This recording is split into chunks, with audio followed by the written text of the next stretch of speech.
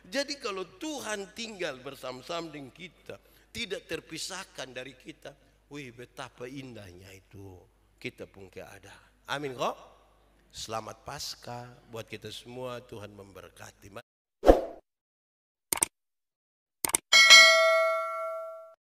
Bapak Ibu Saudara-saudara, mari kita berdoa untuk pemberitaan firman Tuhan. Mari berdoa.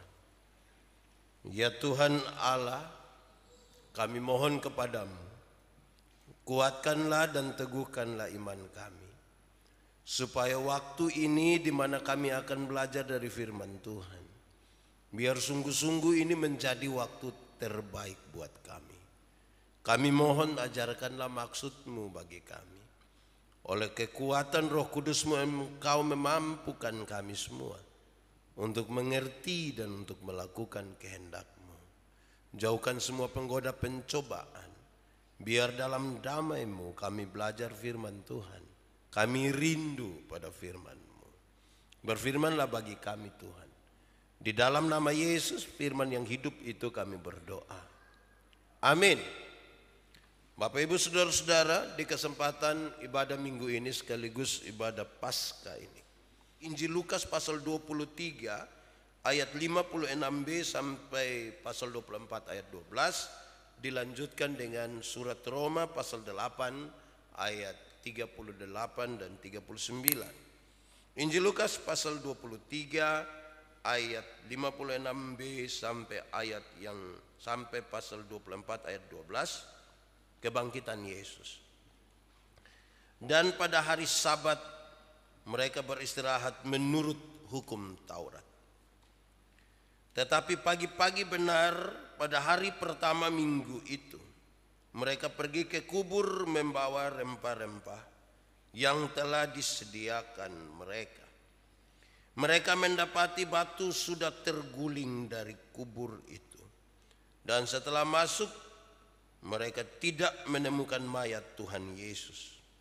Sementara mereka berdiri termangu-mangu karena hal itu, tiba-tiba ada dua orang berdiri dekat mereka memakai pakaian berkilau-kilauan. Mereka sangat ketakutan dan menundukkan kepala. Tetapi kedua orang itu berkata kepada mereka, "Mengapa kamu mencari Dia yang hidup di antara orang mati? Ia tidak ada di sini. Ia telah bangkit. Ingatlah apa yang dikatakannya kepada kamu ketika ia masih di Galilea, yaitu bahwa Anak Manusia harus diserahkan ke tangan orang-orang berdosa dan disalibkan, dan akan bangkit pada hari yang ketiga." Maka teringatlah mereka akan perkataan Yesus itu. Dan setelah mereka kembali dari kubur, mereka menceritakan semuanya itu kepada ke-11 murid dan kepada semua saudara yang lain. Perempuan-perempuan itu ialah Maria dari Magdala dan Yohana dan Maria ibu Yakobus dan perempuan-perempuan lain juga yang bersama-sama dengan mereka memberitahukannya kepada rasul-rasul.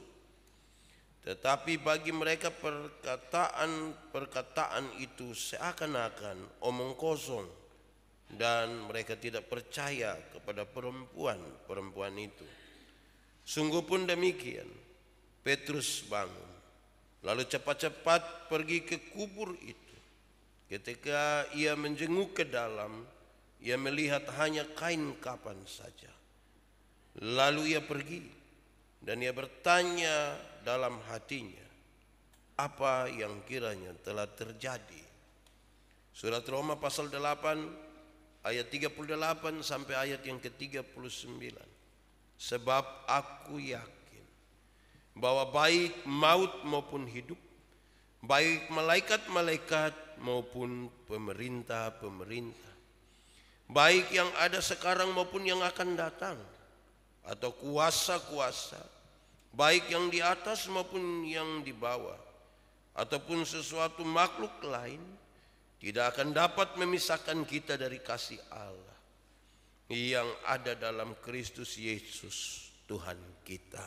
Demikian firman Tuhan. Berbahagia setiap orang yang mendengar firman, memelihara dan melakukan dalam hidup setiap hari. Bapak Ibu saudara-saudara, Shalom. Selamat Paskah. Saudara terlalu lemah, tadi malam tidak tidur kok. Selamat Paskah. Nah, itu sudah bangkit itu. Bagus. Saudara-saudara, Tuhan Yesus bangkit. Dan saya memulai khotbah ini dengan mengatakan begini. Kalau kita pergi ke pasar, tiap-tiap orang pergi dengan kebutuhan yang berbeda. Karena dia pergi dengan kebutuhan yang berbeda, itu cara berpikirnya berbeda dan bertindaknya juga berbeda satu sama yang lain. Ada yang beli sayur, ada yang beli ikan, ada yang mungkin beli baby doll, ada yang isi pulsa. Kalau kami di kampung kan 1 minggu pasar 1 kali. Ada yang hanya jalan-jalan saja. Tujuan kita mempengaruhi cara berpikir, mempengaruhi tindakan. Kenapa saya memulai khotbah ini dengan mengatakan demikian? Saudara-saudara, masih banyak sekali orang Kristen sampai hari ini. Mereka masih berorientasi kepada kubur kosong dan mayat Tuhan Yesus yang sudah tidak ada lagi. Saya ulangi, masih banyak orang Kristen sampai hari ini masih berorientasi kepada kubur kosong itu dengan mayat Tuhan Yesus yang sudah tidak ada di kubur itu. Kita masih suka sekali menyanyi lagu ini. Kubur kosong membuktikan apa? Ya, tidak ada salah di situ. Tapi saya mau kasih tahu saudara, orang yang hanya berorientasi kepada kubur kosong dan mayat Yesus yang tidak ada, saya ingin menyebutkan ini sebagai spiritualitas kubur kosong, akan membuat iman Kristen tidak memiliki semangat dan daya juang yang kuat dalam menghadapi persoalan-persoalan dan tantangan di dalam hidup, kalau perhatian hanya pada kubur kosong dan mayat Yesus yang tidak ada itu. Saudara lihat dalam pembacaan tadi, murid-murid berusaha mencari di mana mayat itu, karena perhatian mereka pada mayat yang hilang. Bahkan kalau saudara baca di bagian lain, Yohanes pasal 20 tentang kebangkitan Yesus, saudara menemukan bahwa mereka kemudian malah menuduh orang. Maria menuduh mungkin Yesus mengambil mayat Yesus, kan dia kira Yesus penunggu taman. Mereka berdebat. Kisah tadi mengatakan saudara bahwa ketika mereka pulang dan sampaikan kepada 11 murid dan saudara-saudara yang lain, orang-orang itu menganggap seolah-olah berita itu omong kosong saja. Berita itu omong kosong. Padahal waktu pergi ke kubur itu mereka pergi dengan semangat yang kuat. Perempuan-perempuan bangun pagi-pagi. Saya mau tanya, waktu itu sudah ada listrik kok belum? Sudah ada kok belum? Berarti pagi-pagi buta itu terang kok gelap? Lalu mereka keluar dari rumah jalan menuju kuburan. Orang-orang bilang di kuburan itu banyak setan. Betul? Orang-orang bilang di kuburan banyak setan, betul? Betul. Di kuburan itu banyak mayat, tapi belum tentu banyak setan. Setan itu bisa ada juga di gereja, betul? Nah mana? Ya, kira-kira. Perempuan-perempuan ini pergi.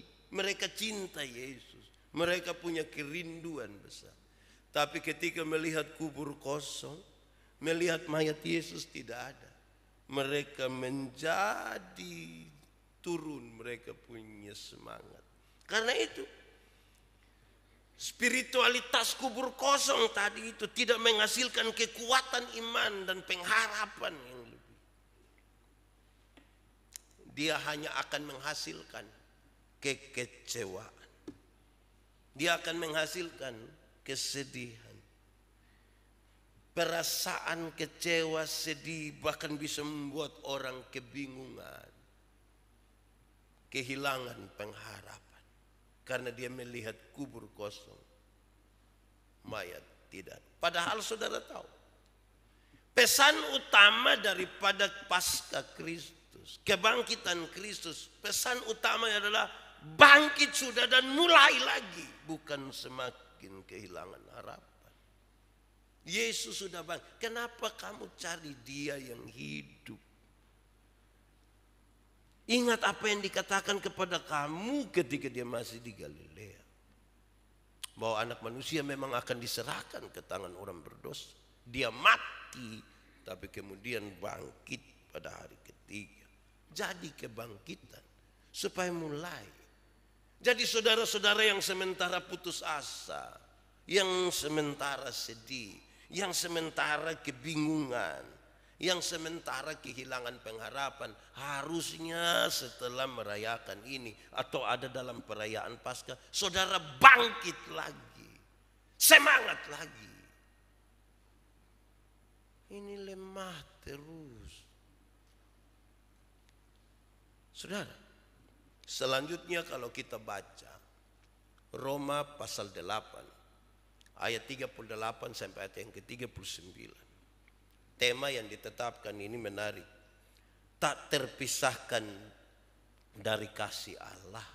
Diharapkan supaya kita yang mengikuti ibadah ini, setelah mendengar khotbah ini, saudara menegaskan dan meneguhkan bahwa saya tidak akan pernah melepaskan diri dari Tuhan. Apapun keadaan. Saya diberi energi yang kuat untuk tetap percaya kepada Tuhan di tengah-tengah situasi yang berat ini. Konteks waktu itu menarik karena jemaat-jemaat di Roma mengalami kelesuan yang luar biasa. Paling tidak mereka lesu oleh karena pemerintah Romawi itu memaksa mereka harus menjalankan ritus penyembahan kepada kaisar sebagai dewa. Wah, itu orang lemah ini. Itu saja tidak cukup. Orang-orang Yahudi menolak kekristenan. Kenapa? Karena orang-orang Kristen menyebut Yesus adalah juru selamat. Don tidak suka. Doren tidak mau. Akhirnya membuat jemaat lesu ini. Bukan saja itu saudara-saudara. Di dalam tubuh jemaat sendiri mengalami perpecahan. Yang Yahudi, yang bukan Yahudi. Mereka sementara bersoal banyak sekali dan mempertentangkan sejumlah ajaran. Situasi-situasi ini membuat jemaat cukup lesu. Agak turun sedikit mereka pun semangat. Maka berita-berita ini disampaikan. Kalau kita fokus kepada ayat 38 dan 39. Gambaran tentang tidak boleh terpisahkan dari kasih Allah digambarkan. Satu, baik hidup, baik mati. Tidak dapat pisahkan saya dari kasih Kristus. Baik hidup, baik mati. Kenapa? Karena kalau saya hidup dengan Kristus. Kalau saya mati pun dengan Kristus. Jadi kalau Kristus mati bersama-sama dengan saya, waktu Kristus bangkit, saya juga bangkit. Kematian bukan lagi sebuah ketakutan. Tetapi kematian itu kemudian saudara-saudara membawa orang-orang percaya itu untuk makin dekat dengan Tuhan. Berhadap-hadapan muka dengan Tuhan. Dulu kematian menjadi sebuah ketakutan. Saya yakin hidup ini kita mau, mati ini kita juga rasa karman. Saya juga takut. Kalau kita tanya ibu-ibu, bapak-bapak, surga lebih baik atau dunia lebih baik? Surga atau dunia lebih baik? Surga atau dunia? Surga. Yakin? Kalau surga lebih baik, siapa mau pergi sekarang? Wih, orang agak susah kalau mau pergi sekarang. Mama mau pergi sekarang, aduh jangan teh. Anak-anak dong masih kecil. Belum lah dia pun bapak model begitu lagi. Kan itu pikiran-pikiran. Separuh bilang, baik kalau mati pi surga pak. Tak kuju pidi. Tapi kemudian orang-orang yang berpengharapan di dalam Tuhan. Yang bilang baik hidup, baik mati tidak dapat memisahkan kita dengan kasih Kristus. Dia mengkasih tahu yang begitu. Kematian itu bukan akhir. Tapi kematian menjadi tempat di mana kita diubah dari tubuh yang dapat binasa ke dalam tubuh yang tidak dapat binasa.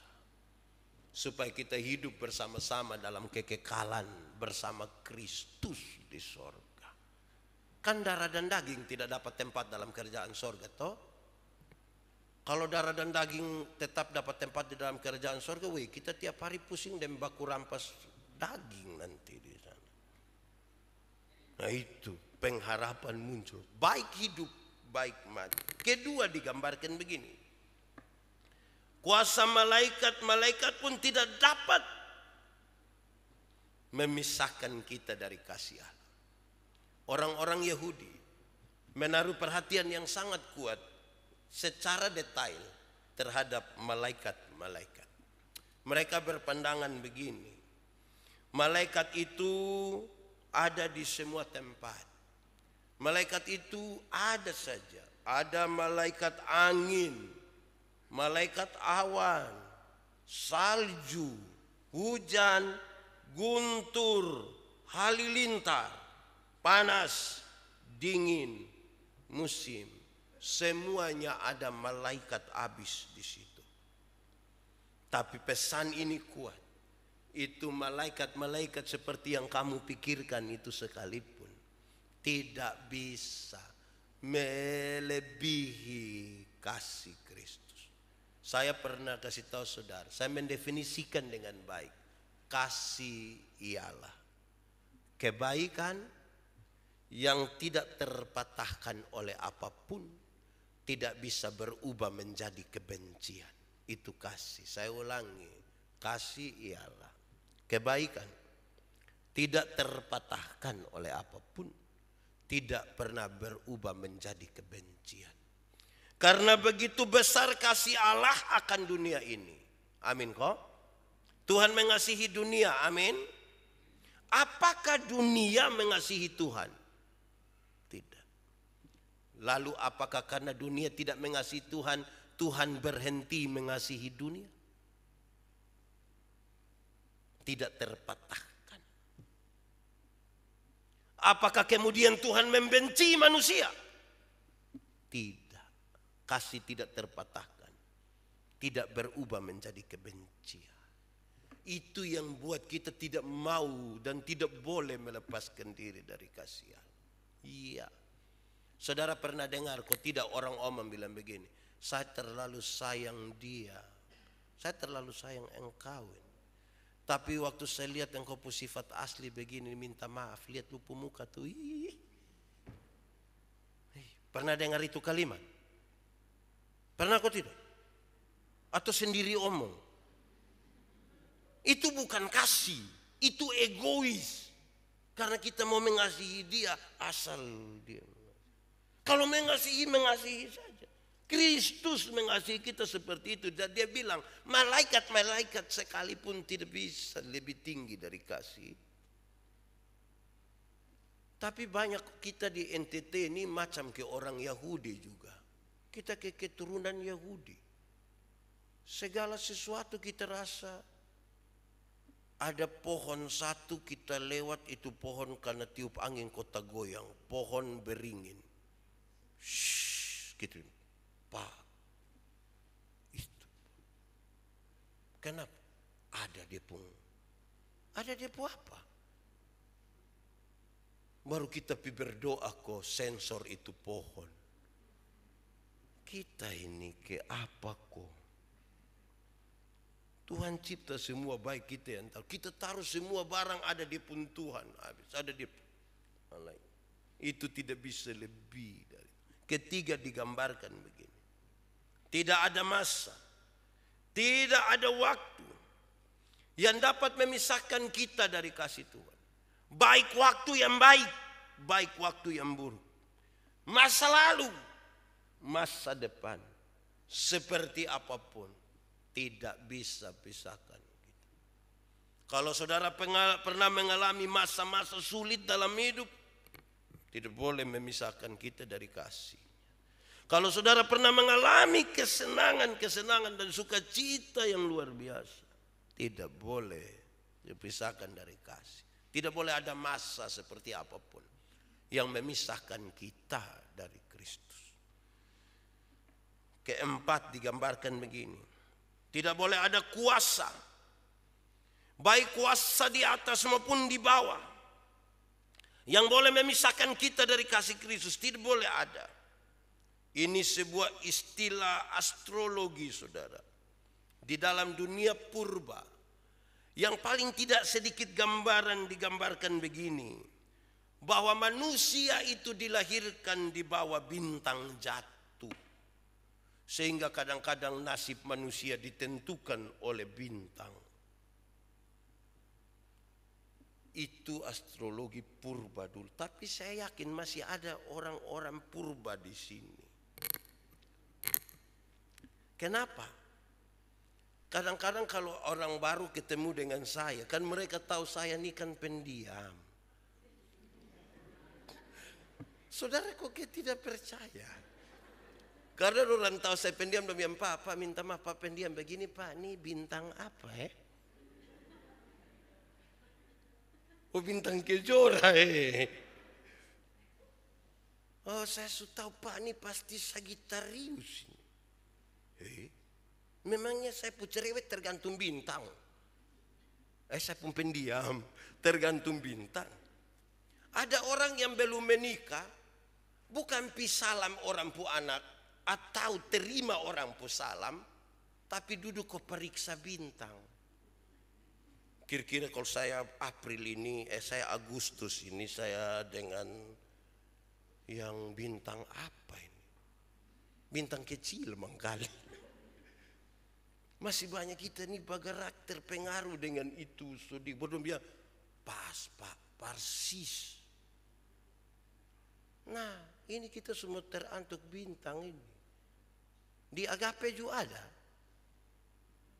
Ini diam, ini yang saya tahu. Lanjut. Kelima digambarkan begini. Tidak ada dunia atau makhluk lain sekalipun yang dapat memisahkan kita dari kasih Kristus. Tidak ada dunia lain atau makhluk lain. Dia gambarkan bilang begini, bahwa kalau tiba-tiba ada satu dunia tandingan, ada dunia lain dengan manusia yang berbeda dengan, sehebat apapun tawaran dari dunia yang baru itu, tidak akan pernah menarik saya dari Kristus. Tidak. Kalau nanti ada satu waktu ada dunia lain, saya tidak akan tergoda. Nah, saya mau tanya saudara, dunia lain itu sudah ada kok belum? Dalam perspektif ini saya mau kasih tahu saudara, dunia baru itu sudah ada. Kita manusia sekarang hidup dalam dua dunia. Satu dia pun nama dunia nyata, satu dia pun nama dunia tahu juga. Di dunia nyata itu orang tua lahir mendahului anak-anak. Makanya peraturan banyak.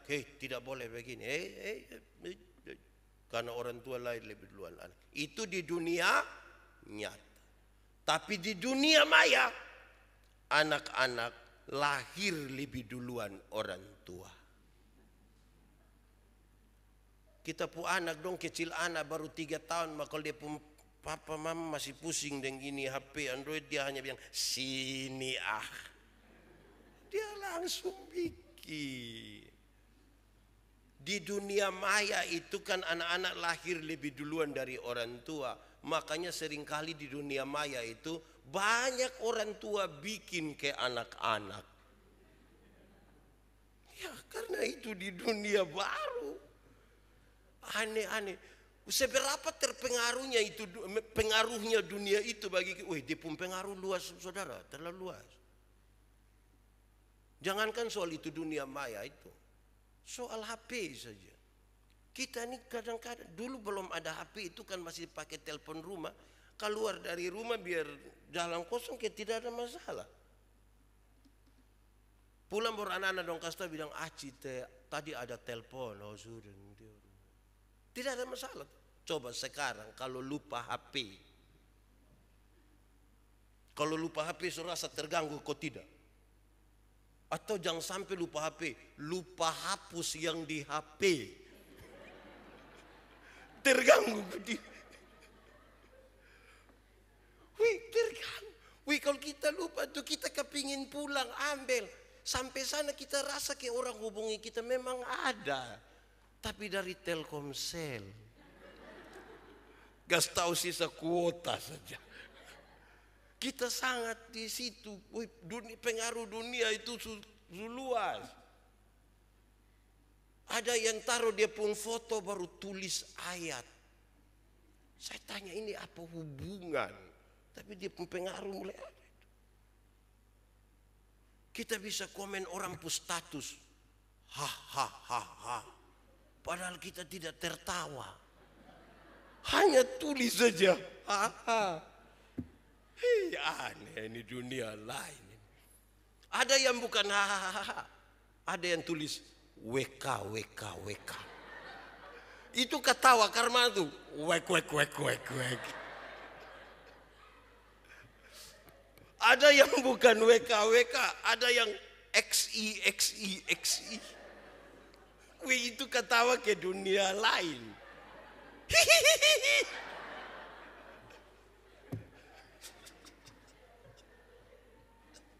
Bahaya ini.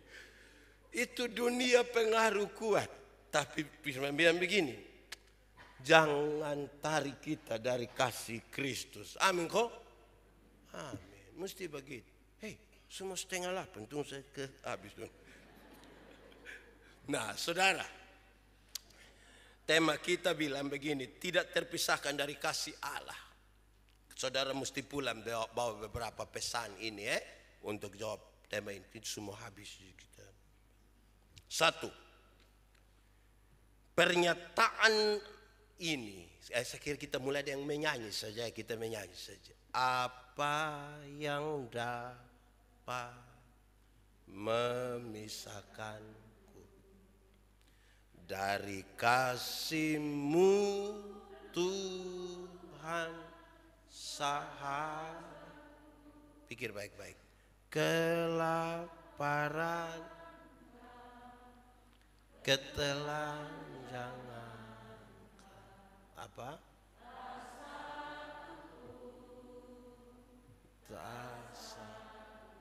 Ya, tidak usah lanjut, tidak usah. Tapi saya mau tanya saudara, supikir baik-baik baru menyanyi. Supikir baik-baik bahwa nanti kalau kelaparan pun saya tidak akan kasih tinggal Tuhan Yesus. Supikir. Saudara suatu saat jatuh miskin, saudara susah sekali, kelaparan, terus saudara bilang, tidak, saya tidak kasih tinggal Tuhan. Supikir baik-baik.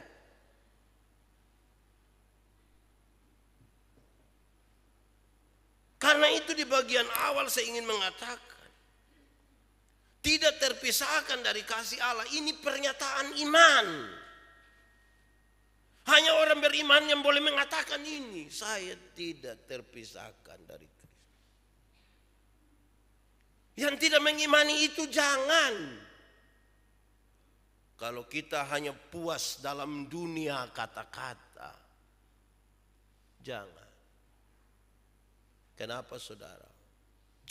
Kadang-kadang kita bicara bagus. Kita puas dengan dunia kata-kata. Tapi belum tentu sejalan dengan kita punya tindakan. Saya suka pakai contoh begini. Daftar makanan tidak akan pernah mengenyangkan laparmu. Tidak akan. Siapa yang waktu lapar dia pergi masuk di satu warung terus baca. nasi ayam. Terus terima kasih saya suka kenyang. Itu kita baru di dunia katakan. Beriman dulu baru boleh omong ini. Kalau tidak beriman tidak bisa saudara. Kita ini anak dong yang belum nikah dong, ini yang baju putih hitam dong itu.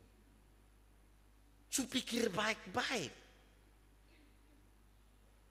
Yang nikah juga. Pikir baik-baik. Kalau kelaparan, kemelaratan. Jangan sampai ada yang bilang dia pu suami, itu hari dan saya pu orang tua saya tidak pernah susah. Kawin amelu ini dulu. Jadi mau apa coba? Yang pikir-pikir begitu dan bertobat sudah. Saudara-saudara, makanya tadi ini lagu terakhir ada itu lagu toh. Nanti menyanyi pakai menangis supaya kita ingat baik-baik ini kita pun pernyataan. Ini pernyataan iman ini. Pernyataan iman. Tidak boleh ada satu pun yang pisahkan kita dari kasih Kristus. Tidak boleh. Apapun. Itu pertama. Kedua, ingat saudara, bahwa pernyataan tidak terpisahkan dari kasih Allah. Itu menunjuk kepada hasil dari sebuah pengalaman. Yang saya sebut sebagai pengalaman iman. Paulus berani beromong begini karena Paulus pernah mengalami. Baru dia omong. Apa yang bisa kok saya alami? Paulus bilang berulang kali saya sampaikan. Penderitaan ringan yang saya alami tidak bisa dibandingkan dengan kekekalan yang Tuhan kerjakan bagi saya. Dia alami. Penderitaan ringan yang biasa saya omong itu Paulus pernah tenggelam. Ringan. Tenggelam di laut ringan. Supaya kalau siapa bilang ringan saya bawa dia pergi oebah. Saya lepas dia di situ. Berat. Dia mengalami dan kemudian dia mengatakan. Tapi hati-hati saudara. Banyak yang mengalami tapi kemudian dia berubah pengakuan. Bukan Tuhan. Tadi saya bilang saudara. Waktu masih belum pandemi kok anak dong ikut ujian banyak orang tua telepon saya. Pendeta yuk doa dulu. Kenapa?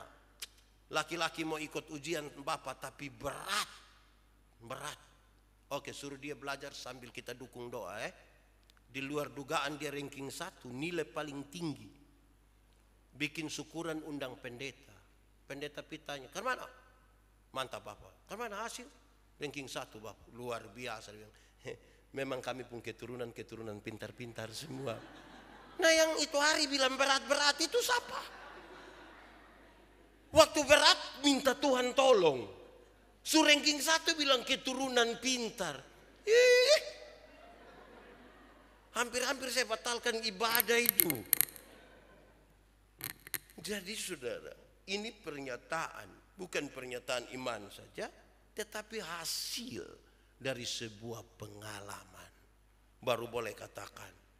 Saya tidak akan pisah. Jadi saudara mungkin mengalami sesuatu 1-2 hari ini. Saudara mesti taruh perspektif iman di situ. Supaya kemudian punya pengakuan itu. Ketiga. Saudara. Saya tidak terpisahkan dari kasih Kristus. Itu sangat berkaitan dengan kalau kita mau masuk dalam rencana Tuhan. Rencana Tuhan itu indah. Rencana Tuhan itu baik. Rancangannya adalah rancangan damai sejahtera. Saya mau masuk di situ. Damai sejahtera ialah segala sesuatu yang mendatangkan kebaikan bagi umat manusia. Segala sesuatu. Segala sesuatu itu yang berarti bukan yang baik saja. Tapi untuk kebaikan manusia ada yang dilakukan. Mungkin tidak pas yang kita mau.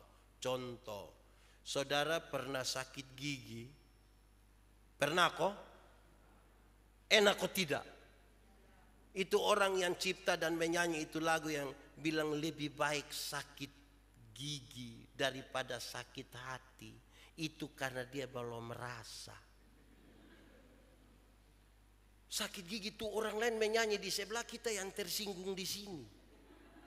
Kita tikam kepala, kita kasih naik Iya.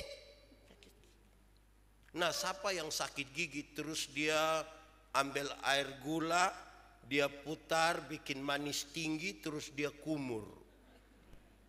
Kenapa kumur air gula waktu sakit gigi? Pak, kita kasih tahu ulat supaya dia tidak gigit-gigit kita pun. Kadang untuk kebaikan, dipu obat pahitna. Amin kok. Saudara pernah rasa pahit? Saya lihat saudara pemuka ini muka penuh pahit. Karena berjuang dengan ini hidup ini.